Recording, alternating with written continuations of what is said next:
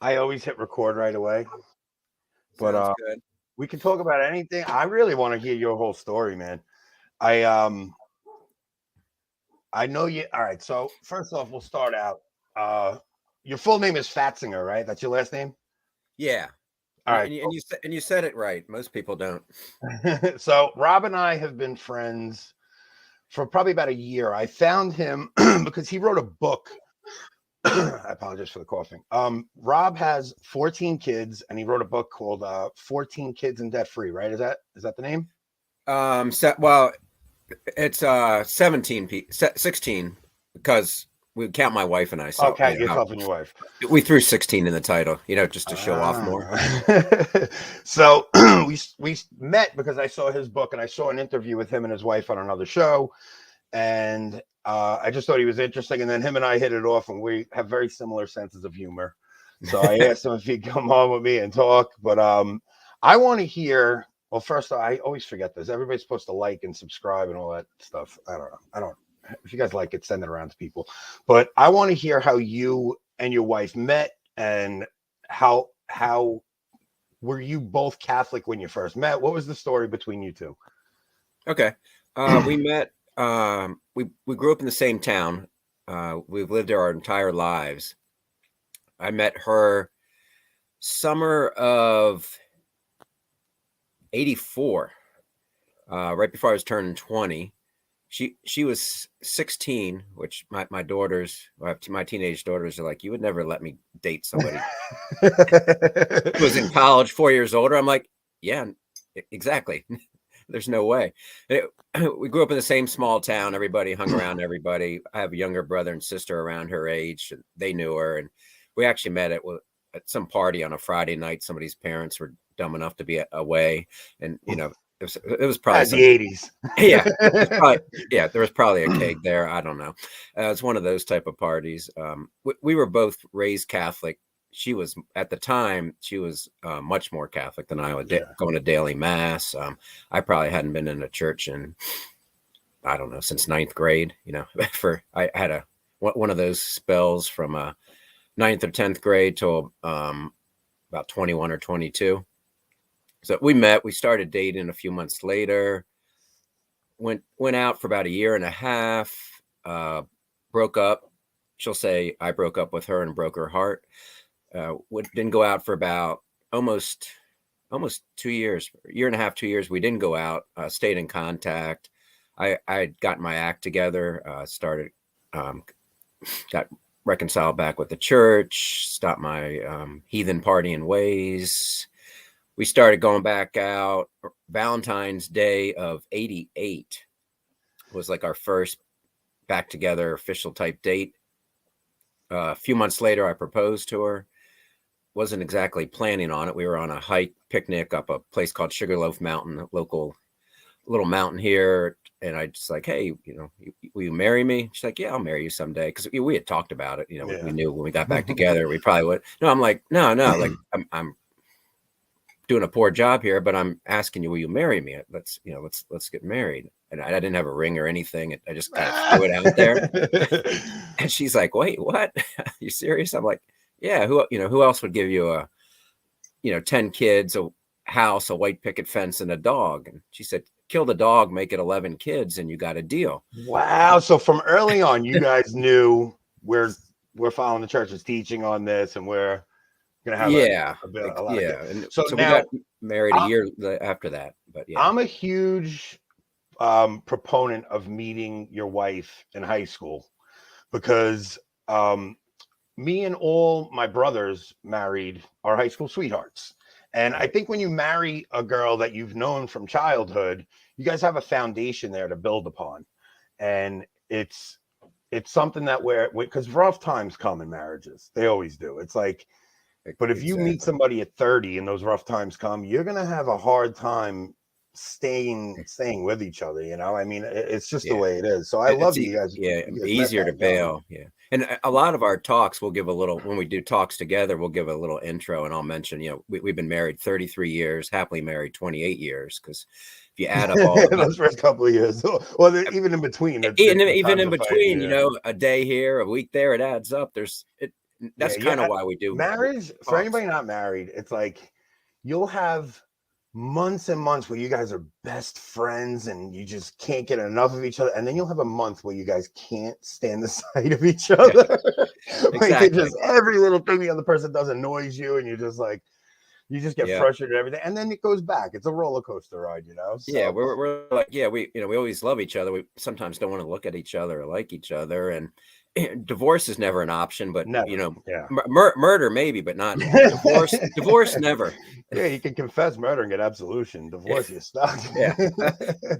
That's my Italian side coming out, I guess. I So don't know. both your family, so you both come from a Catholic background. So both your Mhm. family, so like, all right, so I have 8 siblings. Now, when every Uh-huh. time my mom would get pregnant, my mom's dad would be like, but I guess because you both came from Catholic families, you guys had a good foundation to build on there. Yeah, her more than myself. My mom's Catholic. My dad wasn't. He's passed away. Both her parents are passed away because she was actually the youngest of nine, youngest by far. Her parents had 8 kids, and then 7 years after the youngest, they adopted her as a situation came up and a baby needed a home, and um, they took her in at like 4 or 5 weeks old, and you know, adopted her. So her parents were older, and so she had a good she'll tell you since second grade she wanted to be a stay-at-home mom. That was Yeah.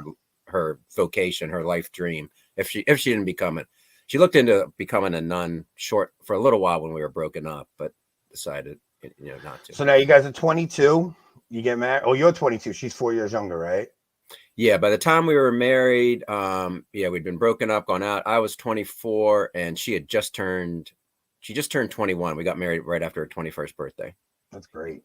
Got pregnant on the honeymoon, following February, had child number one. Wow. And then, you know, bam, bam, bam, you know, one So after another for a what while. led to your coming back to the church? And did you like did she have something to do with it, or Yeah, you came back while you guys were apart?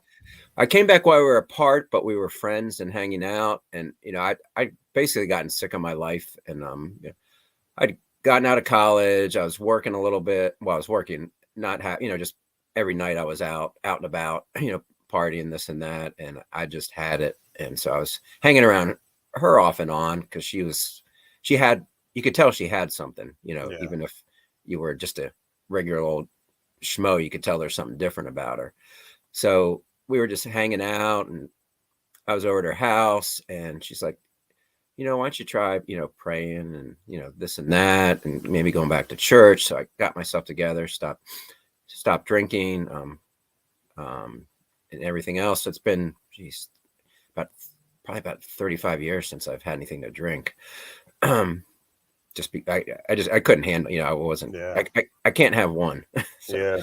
Yeah, um, it's amazing that you recognize that in yourself. A lot of people take at that early of an age, because a lot of people, their marriages fall apart before they realize something like that. yeah, and she was smart enough. She would have never gone back out with me anyway. She was smart enough probably that not to get, you know, too deeply involved. Round two, Yeah. and like, yeah. So did that. Started going to mass in the morning at a little church by where I was working at a bank at the time. They had a 7 o'clock mass, so I'd leave my commute a little bit early and just go there and sit in the back because I hadn't been in a church in 10 years or a Yeah. confession. So I just sat there for probably like a month, just hanging out in the back of the church in mass, and finally, you know, sucked it up and went to confession so I could start going to communion and, you know, this and that. But she was definitely instrumental. Yeah. So, now were your kids all one on top of the other? You know, like Yeah, we in call them, there? yeah, stair step children. Yeah, they were Yeah. the first two are 14 months apart. Those are the closest. Yeah. That's me and my We brother. we had 12 and about, how far apart are they? About 20 years. My wife gave birth to 12. The last two are adopted. Um, Now your wife is adopted. Now, how old were your kids how old were the kids that you adopted? Were they infants or? yeah, but well, yes, they were. The first one, we kind of mix it into our, you know, financial discipline story because we were able to. My wife got a call from. We have places around here called Gabriel houses that take in unwed single pregnant women. give them an alternative to abortion, provide a place for them to stay, get them back on their feet, teach them life skills.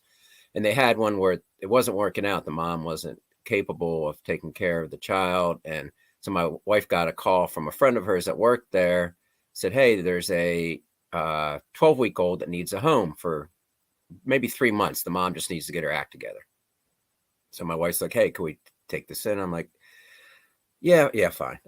Now, you hadn't done foster parenting before that? No, we hadn't. And So we still had. Now, before you get into that, you have to be saying yourself, you're going to fall in love with this baby. I mean, a 12-week-old? Right. You're going to fall in love with the baby. I mean, when I see babies, my heart lights up. Like, oh my God, I love little babies, man. I love from a year to 7. Like, you can't imagine. Like, I hold court around my nieces and nephews. It's just I love that age. But so at this baby's 12 weeks old and your wife takes it. Is it a boy or a girl? It was a boy. We didn't know at the time because the baby was coming from a home up in Baltimore, and all we knew was the baby's name was Raven. So the baby gets here, and it's this pale little white baby boy. And all my other kids were hiding upstairs when the social worker came over and this and that. And because we were trying to, be low key and make the house not look like chaos. Yeah. You don't want it to be a zoo. Yeah. So they all come creeping down and they look at him and they're like, a little white boy? Like, they're like, we thought we were getting I guess I can say this. Like, we thought we were getting a black girl. They're like, we have too many white kids around this house. We need some color. I'm like, I'm sorry. We didn't, we didn't check ahead of time. Yeah. And well, poverty knows no race, man. Yeah. I'm like, yeah. So the mom had been living out of her car and this and that. And she wound up having emotional problems and couldn't take care. And then eventually a few years later, we get legal custody. And then when he was 6, we adopted him. And he's now, what is he, 10? Yeah, he just turned 10. So let me ask you something. So from when do you breach the subject with an adopted child to tell them they're adopted? My wife told them early on, probably because she was adopted and she knew how to, approach the subject. I would say and probably by the time he was 4 or 5, but both birth moms are involved to some degree. Oh, so they know their birth mom. Right. They know their birth moms. One knows his birth dad, one doesn't. So they do have interaction with them. And, we've tried to explain as best as you can. The other child is only 5. So it's a little hard to explain. You still have a 5-year-old at home? Yeah, it's worn. Can you tell that I look worn out? I'm 50. You look as young as I do. I mean, I can't believe you've held yourself together all these years. Because when you're telling me, 1984, I started dating my wife, I was 2. Yeah, I mean, I graduated. I probably graduated high school. I graduated high school in '82, probably the year. Yeah, that was the year I was born. Yeah, so I'll be 58 this year. So wow, man. I know the 5-year-old. He's 5-year-old. You have kids in the home younger than my kids. That is unbelievable. So I have both the kids older than him. Yeah. So both. Oh, so you have your adopted children are younger than some of your grandchildren. My oldest grandchild is 6. I have one grandchild older than my youngest. Yeah, dude, I mean, I love when that happens. My dad has aunts younger than him, because I mean, we come from a long line of Catholic families. Even my mom's dad, who rolled his eyes whenever my mom would get pregnant, my mom comes from a family with 7 kids. It's like you don't like. It's just such a whenever family get together. I mean, it's not just so having a big family. One of the strangest things is when you see families that only have 2 and 3 kids, you'll see when they become adults, they don't get along. And this one doesn't like this one and this one. When you have a big family, I mean, every one of my siblings love one another. We love each other's spouses. We get along. And it's like, it's so different. But I think when you have that many kids, there's no competition between one another. It's only looking to help one another, Yeah, you don't have much choice. You got to get along. I mean, there's there's always somebody around. I mean, my boys might pound on each other on occasion, but heaven help somebody else mess with their siblings because. Yeah, but that's how it is. Yeah. Oh, me and my brother. If I told you all the fights me and my brother had with other people where if I saw anything happen with my brother, I was jumping in. I didn't care if he was winning. I was still jumping in. Yeah, you can hit your brother, but nobody else. So Now I'm assuming the older siblings cared for the younger ones and helped your wife as time was going on. Like that's how we always did it. It was when we were in church, it would be me holding my little brothers and Right. sisters because I was in the older batch, you know. Right. Yeah. And the older ones would fight for a while, you know, who could hold the baby during church, or Yeah. who could do this. But I'll yeah, tell you they also, definitely have. I bet your family, when they were all going, like I remember every time we'd leave church, someone would approach my mother and say, I can't believe how well behaved your children are. Because it's Mhm. like, even though there was a clan of us, we just knew that you're not allowed to make noise and play in church, you know, where then I'll see somebody with two kids and their kids are wild running all over the place and they're not even, you know, trying to discipline them at all. Yeah, we'll get that. We were on vacation one time at the beach, and we were at every morning we were dragging the kids to daily mass. Sometimes they're whining, I want to go to the beach, but they knew, zip your mouth when you get in Yeah. church and behave. And this one time, some older couple, retired couple, like, oh, we had a bunch of kids. You guys are so well behaved. Here's $40. Take them out for ice cream. That's awesome. That really is cool. So, now how did your kids react to to having the adopted children? And did they like They help all right thought, away? they all thought it was great. Yeah. Yeah. Every one of them, even the older ones who, would get some of the, have to work or maybe share a room. Yeah. Oh It's man, sharing rooms. My kids all complain about if we go on vacation and they have to share a room on vacation. I'm like, I never had my own room my entire life. I always either share with one or two siblings.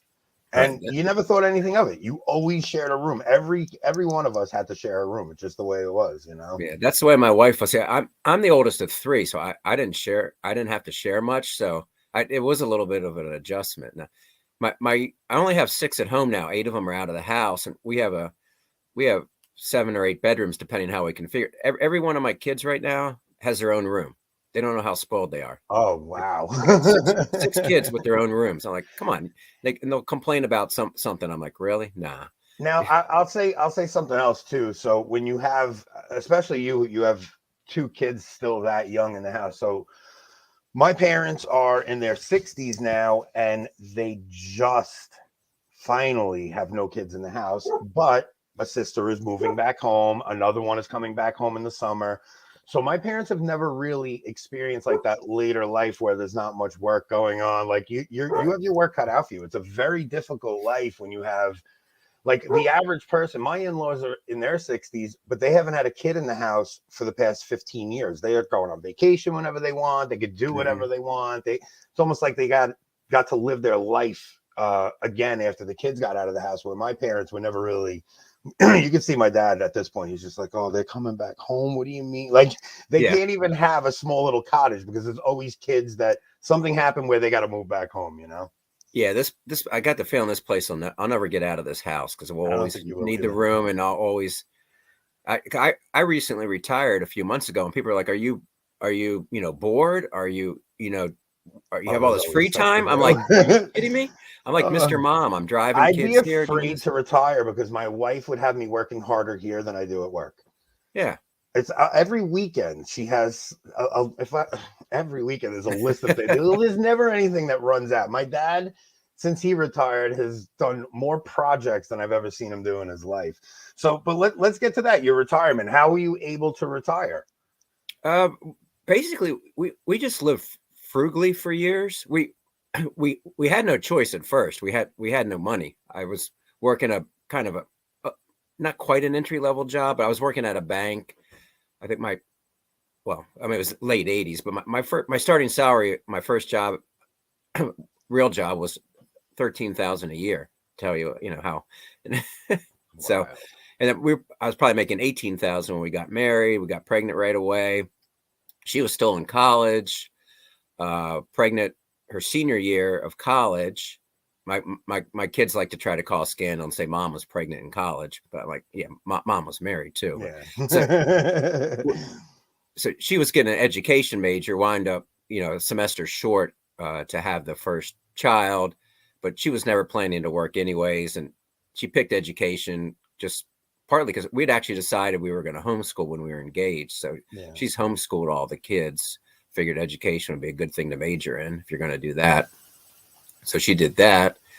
And then we had no choice. We didn't, there was not a lot of money coming in, and I always hated debt, so I didn't want to be in debt, running up debt. I had a little bit of credit card debt when we were engaged, from my earlier, from going out to bars with guys, or buying stereo equipment or boombox, or whatever you did in the late '80s. Being a dumb idiot. Yeah, so I paid that off right before we got married.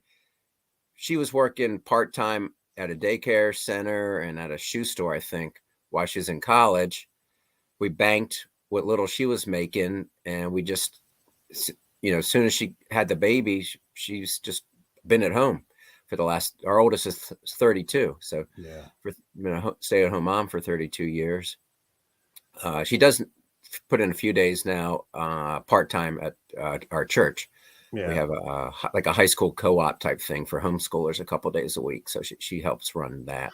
Well, my wife does, she does like infant photo shoots. So my wife went to school for art, and she never wound up doing anything with her degree because we got, married and pregnant the day basically she graduated high school.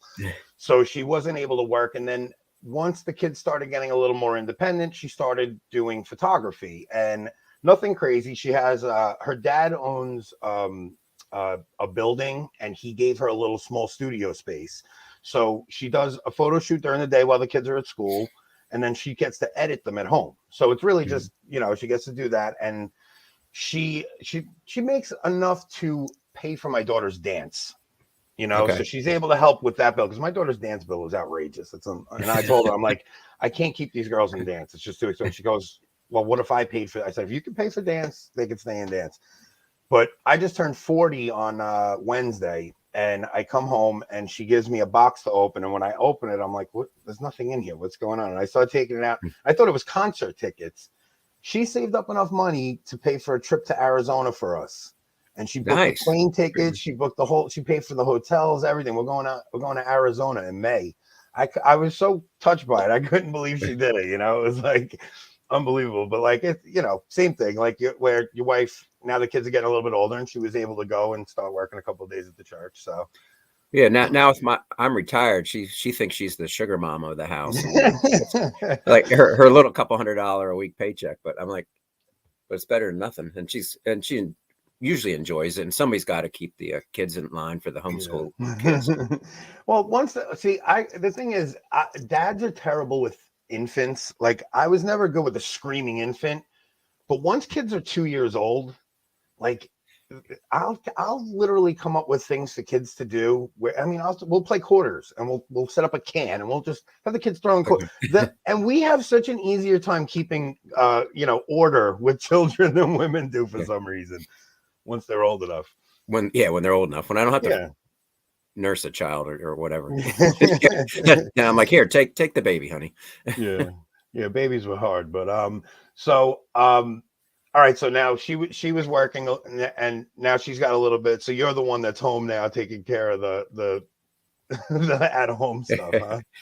Kind of, yeah. Not really, but I've done more running kids to dentist appointments and stuff than I did the last 30 years. Now that I'm now, what did you do that you were able to retire from?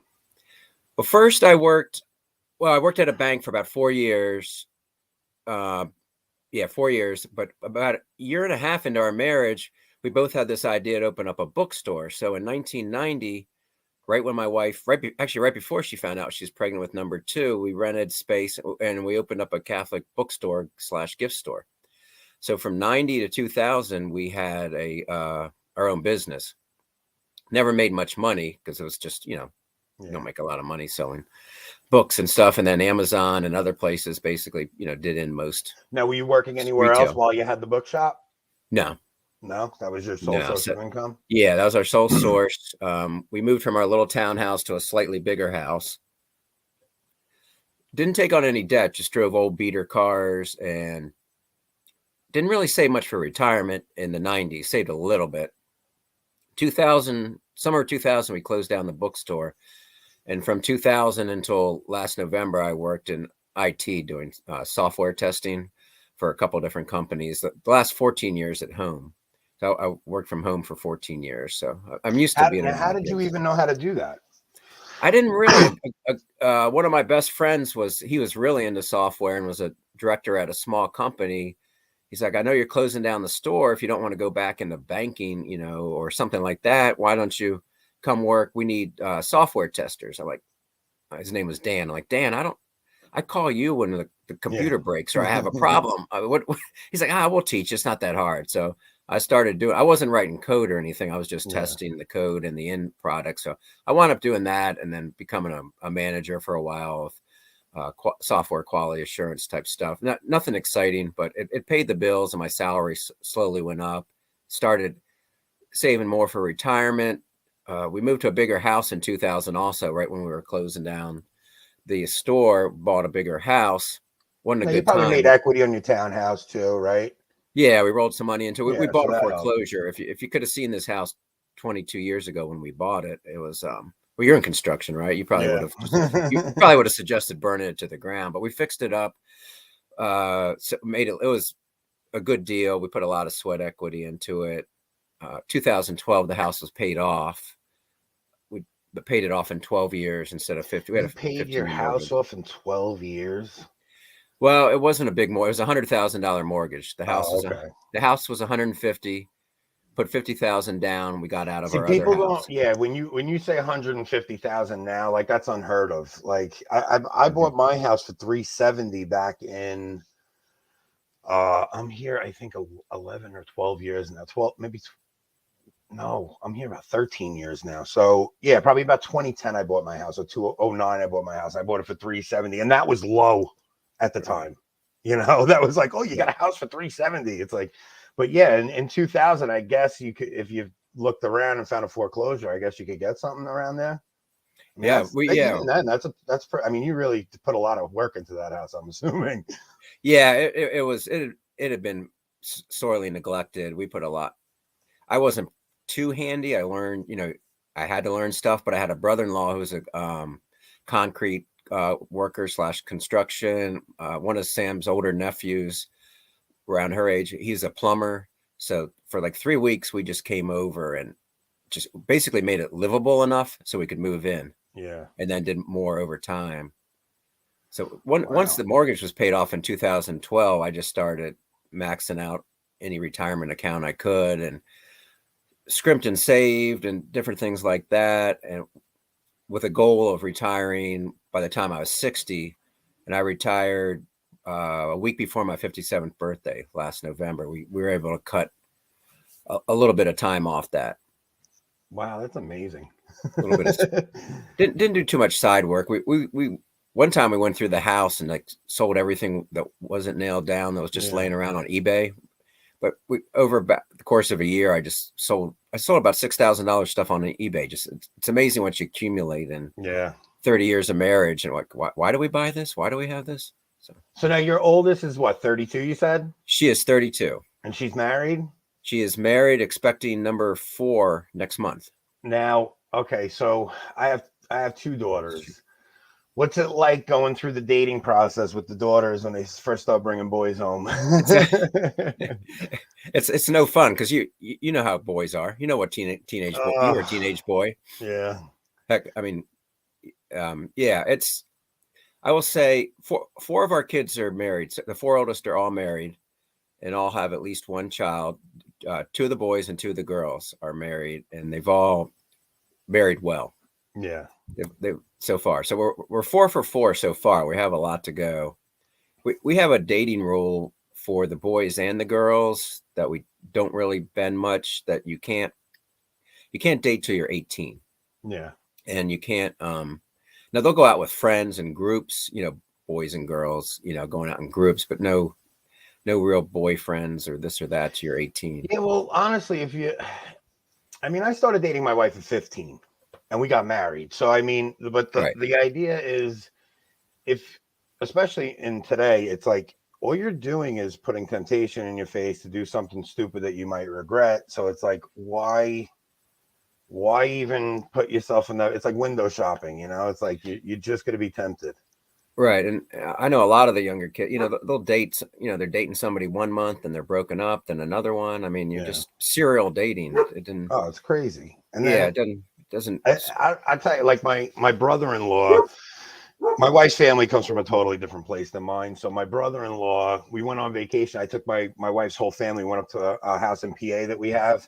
Not my house, my uncle's house, but we go up there, and my brother-in-law is like talking to my son, and he's like, "Oh, did you do it yet? Did you do it?" My son's like, "No." Like, what are you talking? I'm like, dude, like, why What's would you wrong with even you, do? dude? Like, why would you even say that to my son? Like, Right. he just doesn't understand. It's like, to them, that is such an alien concept to teach your kids to wait until Right. marriage. Like, he was just like, he's like they think I'm naive and stupid that I teach that to my kids. It's like, guys, what do you want? You want your kids sleeping around before they're married? It's like such an unbelievably stupid thing to teach your kids. Right. Even though, I mean, besides being immoral, but all the other, just how does that make a healthy relationship? Pregnancy Pregnant. before marriage, STDs that kids Yeah. could get. It's just like, why would you? And like, he thinks he's being cool to my son. My son was just looked at him like, no, I haven't. Like, I don't. My son's 16, good looking kid. He hasn't had a girlfriend yet because he's like, why am I gonna put myself in that position yet? You know, he knows me and my wife met young. He said, I'll keep my eyes open, but I'm not looking to get married now. So Right. And all my kids have all, they've met their spouses earlier on. They didn't start dating until they're 18, but they were friends, they're hanging out in groups and, this and that. And then, so they got to know each other yeah. before they started dating. And then they started dating, and so Yeah, far so good. we gotta bring back courtship. Yeah. Like, where, like, if you like a girl, the boy goes and asks the parents. I mean, I was watching The Godfather the other day, and the scene where Michael Corleone's back in Italy, and he tells the guy, the girl's father, he sees the girl and he goes, "Tell him I would like to meet your daughter in your company. I would like to be introduced to her." But the whole family's there, and they follow behind them as they're They're walking following and behind talking, them, and they're like that. There's nothing wrong with that. Get to know each other that way. Yeah, that was excellent. Well, until she Yeah. got blown up in the car, but Well, that was great. yeah.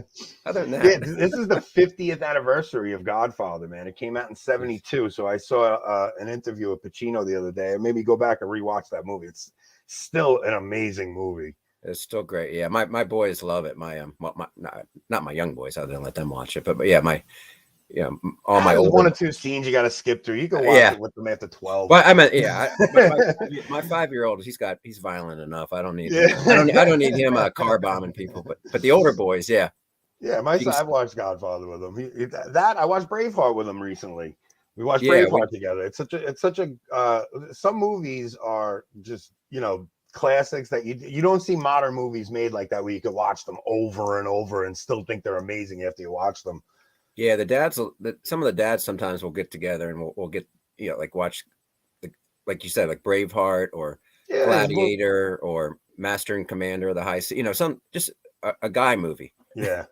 I'll tell you, I watched For Greater Glory with my son recently. We love that movie, man. Okay. What a good movie that is. Have you ever seen that? No, I haven't seen that. I'll check it out. You have to watch. For Greater Glory is about the Cristero War down in Mexico, but it has what's his name is the main character.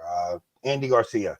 Okay. Plays the main character. It's such a good movie. It's like, I think it's the best Catholic movie ever made, because it's done with production. Like, it's not like most cheesy. Yeah, like most Christian movies you see, it's just like, oh my God, I can't sit through this thing. But For Greater Glory was done as a full out, like, it could, even if you're not religious, you'll like that movie, It's like a real movie. Okay, good. Because I've seen too many cheesy made Protestant type movies over the years. Those are the worst, man. Like, I can't do that. Yeah, I can't. I'll just go watch Braveheart or something. Braveheart was great. I mean, For Greater Glory is great. Bella, the movie Bella, was a really good pro-life movie. Bella was a great movie. And then there was one called what was that? I gotta think of it. It was about Jose Maria Escriva. There Be Dragons. There Be Dragons. It was a really good movie too. It's a well done movie. Even if you're not Catholic, you'll like it. But it has to do with him and another boy who he grew up in the same town with, and you see they were friends as kids, and you see the one boy goes off to become like a radical communist, and then Jose Maria Escriva goes and becomes a saint, and you just see the two lives divert drastically, and how that goes. Okay. Some of my kids have seen it. I have not seen that. I'll check that one out too. Yeah, those are two good movies. I don't know why we're doing a movie review, but hey. so What are some highlights of having that many kids in the house, man? Highlights, you're never bored. You always got somebody to play with, Yeah. or if for for the parents or the kids. My kids, like saying you're bored is like that's like almost like swearing, like violating one of the 10 commandments around here. If one of the kids walks around, saying they're bored, that my wife will probably have them scrubbing the toilet within a Yeah, few there's plenty of minutes. work to do. Yeah, just you're not bored. You've got X, Y, and Z amount of kids here to play with. We also happen to live by, I don't know how it worked out, but the neighborhood we moved into, a whole lot of other large Catholic families are in this neighborhood or have moved. Just a couple courts and one long street, not a huge neighborhood, but there's probably 50, 60 kids of various ages that go to our church, Catholic kids around here. See, that's amazing because my kids are in public school and they don't have any friends that take the faith seriously. So we were at mass last week and we saw one boy that my youngest goes to school with, and that was like the first time we ever saw like one of our kids' friends at mass, and she was so excited. She was like, the next day they went to school, they're like, oh, we saw you at church, and it was at a Latin mass too. So I was like, oh, great, I want to meet his parents and talk to them. Nice. How's your parish? Your parish is a tight-knit parish?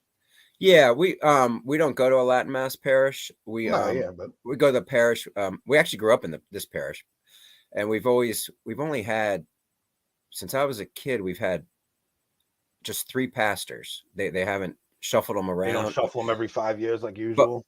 no, our associates come and go, but we've had this since 1970 basically.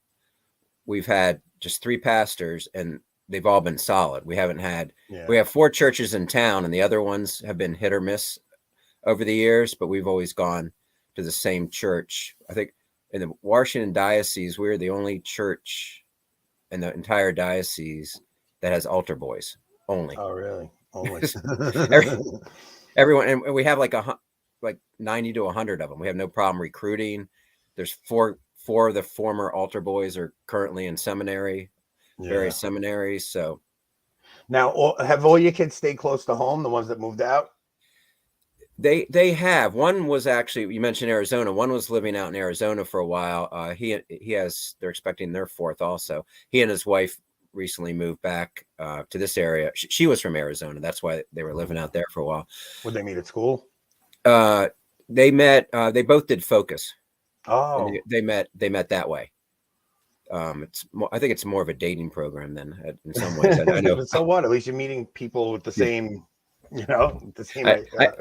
Yeah, we've been to an assortment of weddings where both spouses have been Focus missionaries and met that way. That's great. So they met that way, and then so one of my sons, he and his wife and their child live an hour away, a little bit north of Baltimore. They're the furthest away. There's 2 that live right here in town, and then some of them live about 20 minutes away. So everyone's in Maryland, for better or worse, Maryland, and living close by. So I will never get out of this area.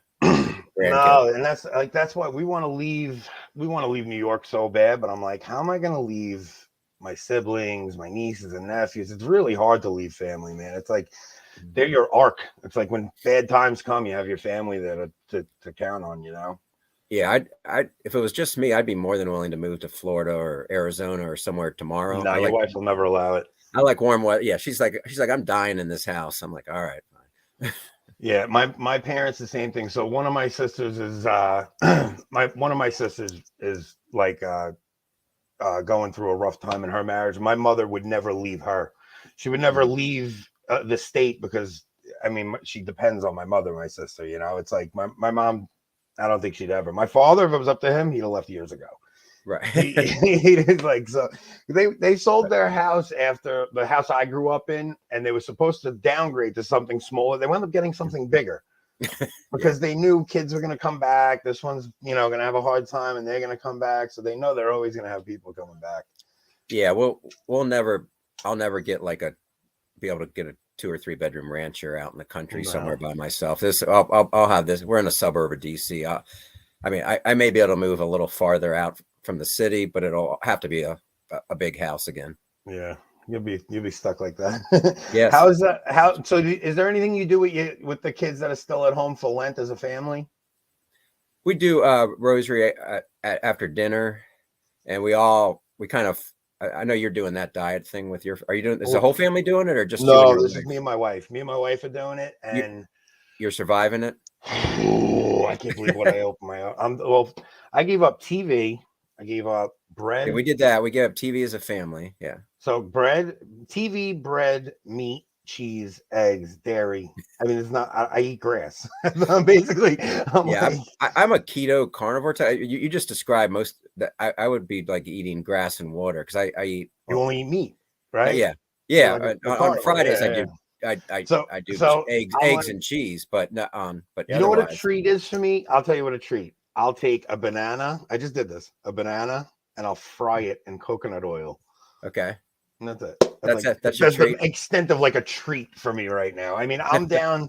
I'm down like I think 16 or 17 pounds right now. But Well, at you least you're can't. getting some. You're getting a plus. That's a plus. But Yeah, the hope is that I can. Cause, all right, so I did this last Lent too. I lost a lot of weight because I went okay. hard on Lent. Not nearly what I'm doing this year, but I lost a lot. And then on Easter Sunday, I think I gained all of it back on one day. Like, so I have to really get my life back into that rhythm of like fast, and only feast on Sundays and only fit. Like you really, I was such a glutton. I just want to be able to get my life into that rhythm of like not eat until I feel like I'm going to vomit because I ate so much. You know, it's No, really, will you keep your diet today with it being St. Joseph Day? yeah.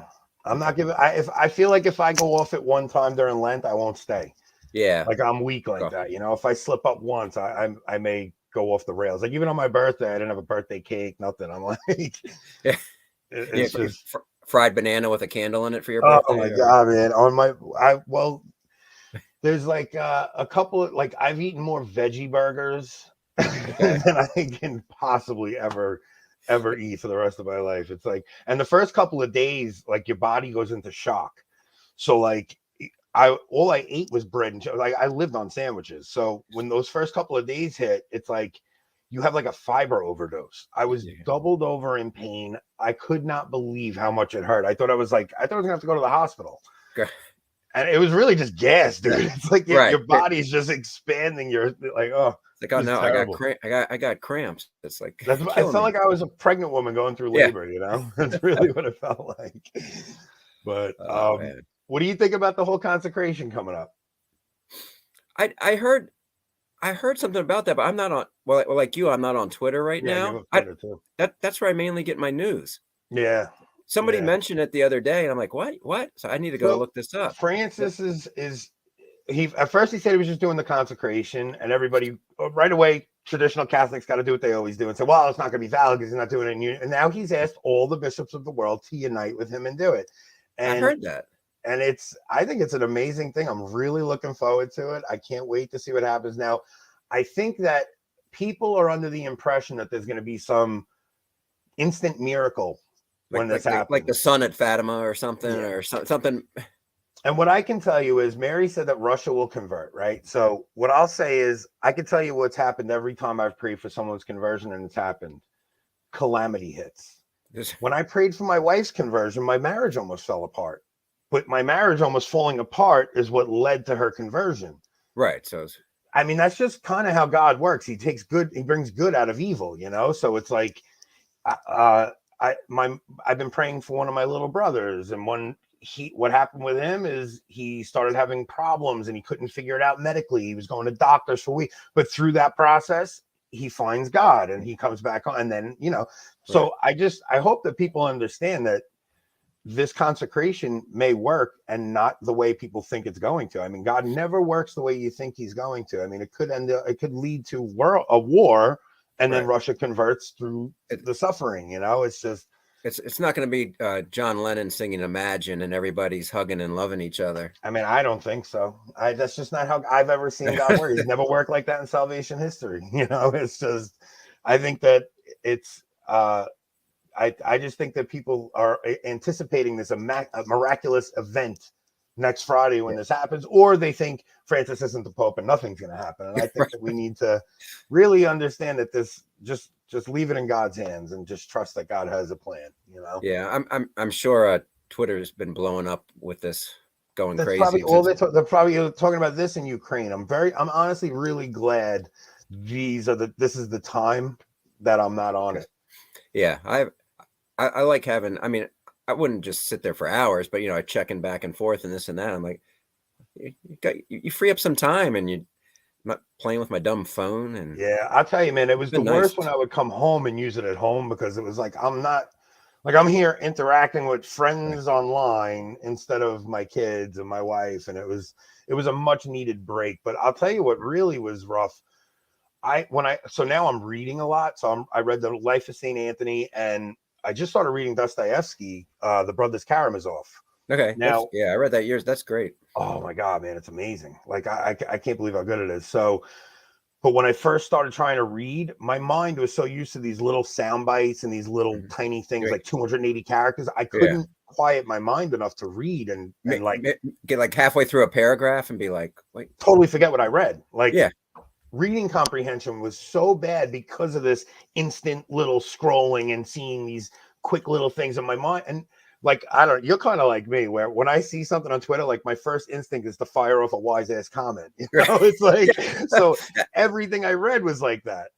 Yeah. And I mean, I was on there, Twitter. I mean, I created a Twitter account when our book came out, because that's what the publisher wanted. Because my wife I don't have any other social media. My wife has Facebook and Instagram, but I don't have anything. And I'm like, fine, I'll do that because you have the other stuff, honey. And then I'm like, I don't feel like promoting this dumb book. I just want to mess around. And if I'm going to be on here, I might as well have some fun. Yeah, it's more like that's a diversion. how me and you started like getting along. It was because both of us would make a wise ass comment about some news story or somebody else doing something. We both have very similar. We both laugh at the same thing. So yeah, I mean, if you can't laugh and have fun, I mean, what's the point? Oh man, you see some people losing their minds on there and having fights with people, and it's just like, if that's what you're doing online, you just I don't know what you think. I always had a good time. I always had fun interacting with you guys. I honestly miss talking to people, but yeah, that part I miss, but I do enjoy my brain getting a little rewired. I can read more in a paragraph at a time without getting distracted now. Yeah, that was probably the most shocking thing. I couldn't believe how much I had lost reading comprehension, And then I'm part of this Fellowship of St. Anthony group with Tim Flanders, where we do morning prayers and evening prayers, and we had to commit to like a certain tier of all right, this is what we're going to do, and we're offering our penances for a couple of specific intentions. So I volunteered to put up the morning prayers just recently. So it's like now I'm up making sure I get up a little bit earlier, 4 a.m., posting the morning prayers, and then somebody else does the evening prayers. But when those go up, they really do remind you, okay, start your day with prayer and end your day with prayer. And that's not something I was doing before Lent. Excellent. Yeah. That's great. So, Rob, I'm happy we finally got to do this. Give me a little break. I haven't spoken to anybody other than my wife and kids.